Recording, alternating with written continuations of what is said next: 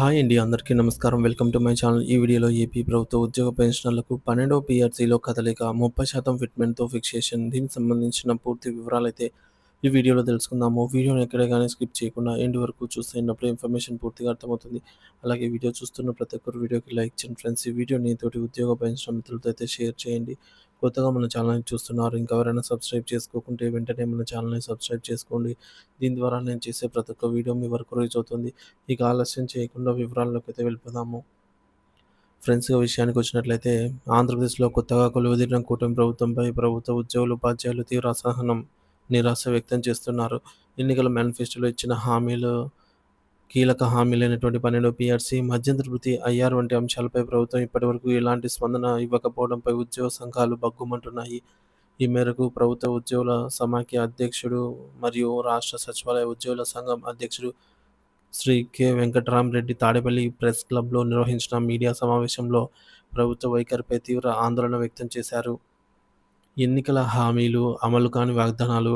కూటమి ప్రభుత్వం అధికారంలోకి రాకముందు తమ మేనిఫెస్టోలో ప్రభుత్వ ఉద్యోగులకు పలు కీలక హామీలు ఇచ్చింది. వాటిలో ముఖ్యమైనవి అధికారంలోకి వచ్చిన వెంటనే మెరుగైన 12వ పీఆర్సీని అమలు చేయడము, ఉద్యోగులకు తక్షణ ఉపశమనంగా సుమారు 30% మధ్యంతర భృతి ప్రకటించడం.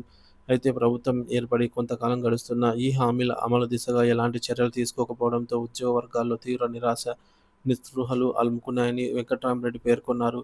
వెంకట్రామరెడ్డి ఆవేదన ప్రధాన అంశాలు.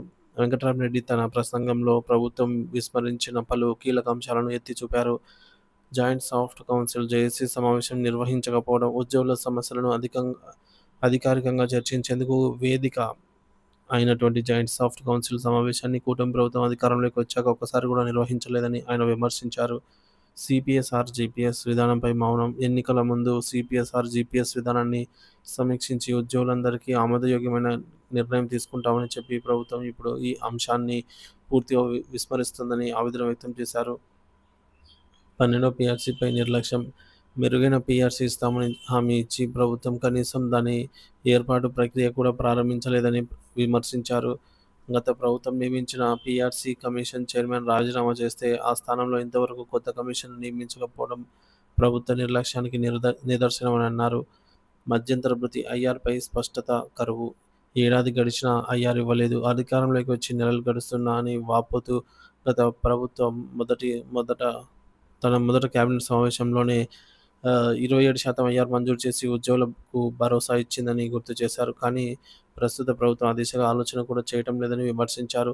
సకాలంలో జీతాలు అందకపోవడం, ప్రతి నెల 1వ తేదీన జీతాలు ఇస్తామని హామీ ని కూడా నీట ము నీట మాటగానే మిగిలిపోయిందని, జీతాల కోసం ఉద్యోగులు ఎదురుచూడాల్సిన దుస్థితి కొనసాగుతుందని అన్నారు. భారీగా పేరుకుపోయిన బకాయిలు. ఉద్యోగులకు, పెన్షనర్లకు ప్రభుత్వం చెల్లించాల్సిన డీఏ బకాయిలు, రిటైర్మెంట్ ప్రయోజనాలు, ఇతర బిల్లులన్నీ కూడా కలిపి సుమారు 22,000 కోట్ల బకాయిలు పేరుకుపోయాయని, వాటి చెల్లింపులపై కూడా ప్రభుత్వం ఎలాంటి కార్యాచరణ ప్రకటించలేదని తెలిపారు.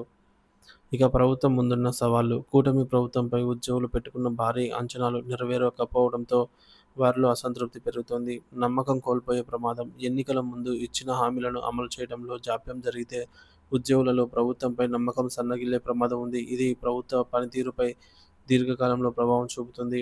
ఆర్థిక భారం. వాస్తవమే అయినా రాష్ట్ర ఆర్థిక పరిస్థితి ఒక సవాలుగా ఉన్నప్పటికీ ఉద్యోగులకు రాజ్యాంగబద్ధంగా చెందాల్సిన ప్రయోజనాలను నిలిపివేయడం సరైన విధానం కాదని నిపుణులు అభిప్రాయపడుతున్నారు.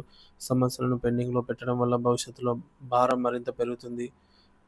ఉద్యమాలకు దారితీసే అవకాశము. ప్రభుత్వం తక్షణమే స్పందించి ఉద్యోగ సంఘాలతో చర్చలు జరపకపోతే ఈ అసంతృప్తి భవిష్యత్తులో ఉద్యమాలకు, నిరసనలకు దారితీసే అవకాశం లేకపోలేదు.